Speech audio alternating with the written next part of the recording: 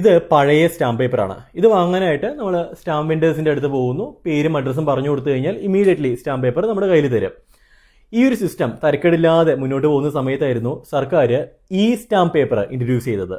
ഈ stamp paper നിൽക്കുന്ന സമയത്ത് നമ്മുടെ മനസ്സിൽ വരുന്നത് വളരെ എഫേർട്ട്ലെസ് ആയിട്ട് കോസ്റ്റ് എഫക്റ്റീവ് ആയിട്ട് കരസ്ഥമാക്കാൻ കഴിയുന്ന ഒരു സിസ്റ്റം ആയിരിക്കും എന്നാണല്ലോ. കാരണം ഏതൊരു ട്രഡീഷണൽ സിസ്റ്റത്തിലും ടെക്നോളജി ഇന്റഗ്രേറ്റ് ചെയ്യുന്ന സമയത്ത് ആ പ്രോസസ്സ് കുറച്ചുകൂടെ ഒന്ന് ഈസി ആവണം അല്ലേ.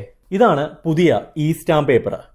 ഈ സ്റ്റാമ്പ് പേപ്പർ കരസ്ഥമാക്കാനായിട്ട് വീണ്ടും നമ്മൾ സ്റ്റാമ്പ് വെൻഡേഴ്സിൻ്റെ അടുത്ത് പോകണം. സ്റ്റാമ്പ് വെൻഡേഴ്സിൻ്റെ അടുത്ത് പോയി ഫസ്റ്റ് പാർട്ടിയുടെ പേര്, സെക്കൻഡ് പാർട്ടിയുടെ പേര്, രണ്ട് പാർട്ടീസിൻ്റെയും ഫുൾ അഡ്രസ്സ്, രണ്ട് പാർട്ടീസിൻ്റെയും മൊബൈൽ നമ്പർ, എന്തിനാണ് ഈ സ്റ്റാമ്പ് പേപ്പർ വാങ്ങുന്നത്, അതായത് പർപ്പസ് എന്താണ്, ഇതെല്ലാം പറഞ്ഞു കൊടുത്ത് നമ്മുടെ ഫോണിലേക്ക് ഒരു OTP വരും. ആ OTPയും പറഞ്ഞു കൊടുത്താലാണ് ഈ സ്റ്റാമ്പ് പേപ്പർ നമുക്ക് പ്രിന്റ് ചെയ്ത് കിട്ടുന്നത്.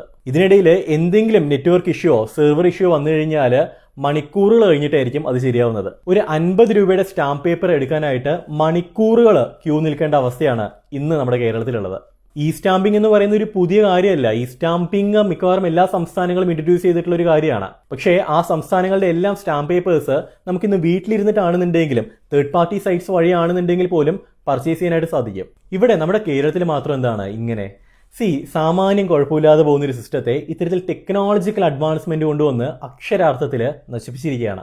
സർക്കാരിനോട് പറയാനുള്ളത്, ഒന്നില്ലെങ്കിൽ ഈ പഴയ സ്റ്റാമ്പ് പേപ്പർ നിങ്ങൾ തിരിച്ചുകൊണ്ടുവരിക, അല്ലാന്നുണ്ടെങ്കിൽ ആർക്കും വീട്ടിലിരുന്ന് പർച്ചേസ് ചെയ്യാൻ പാകത്തിന് ഈ സിസ്റ്റത്തെ മാറ്റുക. ഏതൊരു അഡ്വാൻസ്മെന്റും ജനങ്ങളുടെ ലൈഫിനെ ഈസിയാക്കുന്നതായിരിക്കണം, അല്ലാതെ ഇമാതിരി പരിപാടികൾ കാണിക്കരുത്.